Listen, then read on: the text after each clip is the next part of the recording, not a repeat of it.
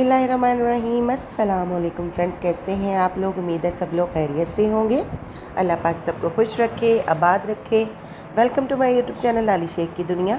आज मैं बनाने लगी हूँ जी चिकन आलू शोरबे वाला। बहुत आसान, बहुत मज़े की रेसिपी है कि आप देख कर सालन भूल जाएंगे। पूरी वीडियो वॉच कीजिएगा, कोई भी स्टेप मिस मत कीजिएगा ताकि आपकी रेसिपी इसी तरीके से मज़े की तैयार हो। ठीक है जी, चले जी टाइम ज़ाया के बगैर रेसिपी को स्टार्ट करते हैं। बिस्मिल्लाहिर्रहमानिर्रहीम। मैंने एक पैन ऊपर चढ़ा दिया और इसमें डाल दिया जी हाफ़ कप ऑयल। अब इसमें मैंने 2 दरमियाने साइज़ के प्याज बारीक स्लाइस काट के मैंने इसमें शामिल कर दिए। हमने इसमें चॉप किया हुआ प्याज, ना ही ग्राइंड किया हुआ प्याज बिल्कुल भी शामिल नहीं करना। इसी तरीके से हम ज़रा प्याज को शामिल करेंगे और इसको लाइट गोल्डन होने तक भूनेंगे। ठीक हो गया, ये देखें जी 5 मिनट लगे हैं मुझे इसको लाइट गोल्डन फ्राई करने तक। इतना ही हमें कलर चाहिए था। अब इसमें मैंने शामिल कर दिया 2 टेबलस्पून लहसुन, 2 टेबलस्पून अदरक और 3 हरी मिर्चें जो कि मैंने ग्राइंड करके रखी हुई थी, वो मैंने इसमें शामिल कर दिए। अब इसको हम तकरीबन 3 से 4 मिनट लहसुन अदरक के साथ प्याज को भूनेंगे और इसको इतना भूनते जाएंगे, साथ साथ देखते जाइए कि प्याज हमारा बिल्कुल मेल्ट होता जाएगा।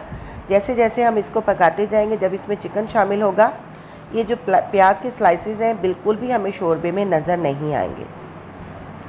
ठीक हो गया। अब ले लिया जी मैंने 1 केजी चिकन और इसमें मैंने 250 ग्राम डाल दी है जी गर्दन। गर्दन का जो गोश्त होता है, ये जो चिकन की गर्दनें होती हैं, इनकी जो यखनी निकलती है वो बहुत ही टेस्टी होती है। उसका जो शोरबे में टेस्ट आएगा बहुत अमेजिंग होगा।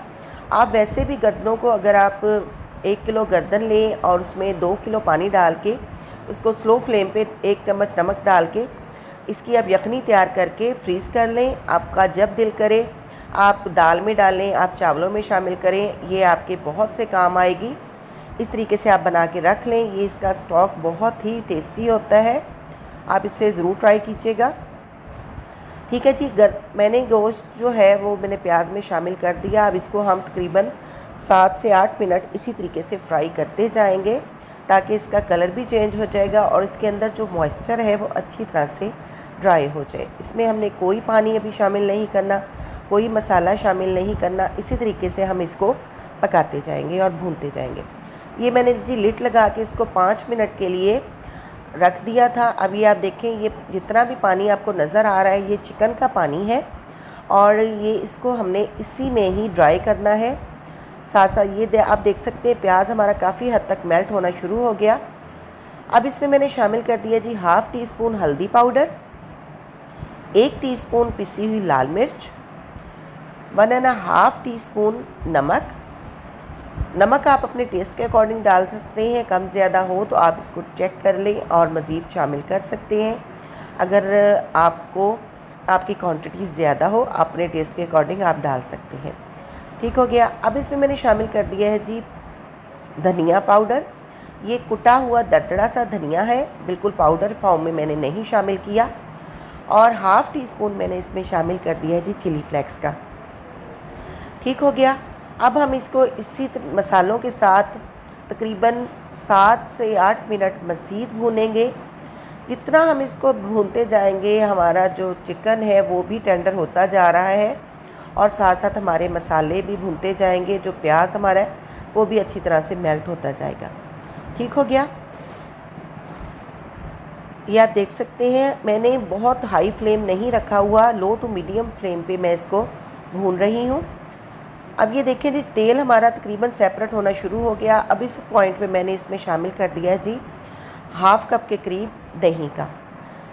दही डालते ही मैंने थोड़ी फ्लेम को हाई किया और इसको दही के पानी के साथ मैं मज़ीद भूनूंगी।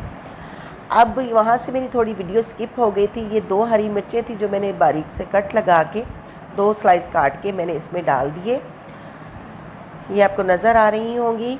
अब मैंने इसमें शामिल कर दिए जी 3 टमाटर दरमियाने साइज़ के रफली काट के मैंने इसमें शामिल किए और इसको हमने इतनी देर तक पकाना है कि जब तक हमारे टमाटर अच्छी तरह से घुल ना जाए, गल ना जाए, मेल्ट ना हो जाए।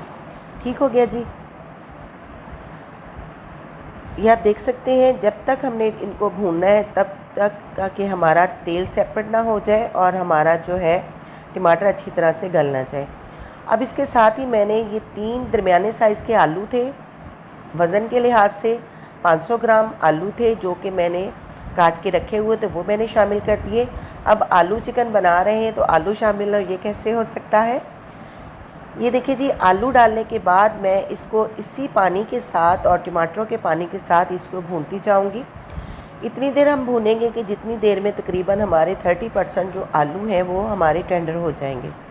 अब इसको लिड लगा के तकरीबन मैं 10 मिनट के लिए इसी तरीके से रख दूँगी। 10 मिनट के बाद ये देखें आप कि हमारे जो प्याज और टमाटर और सारे मसाले एक जान हो चुके हैं।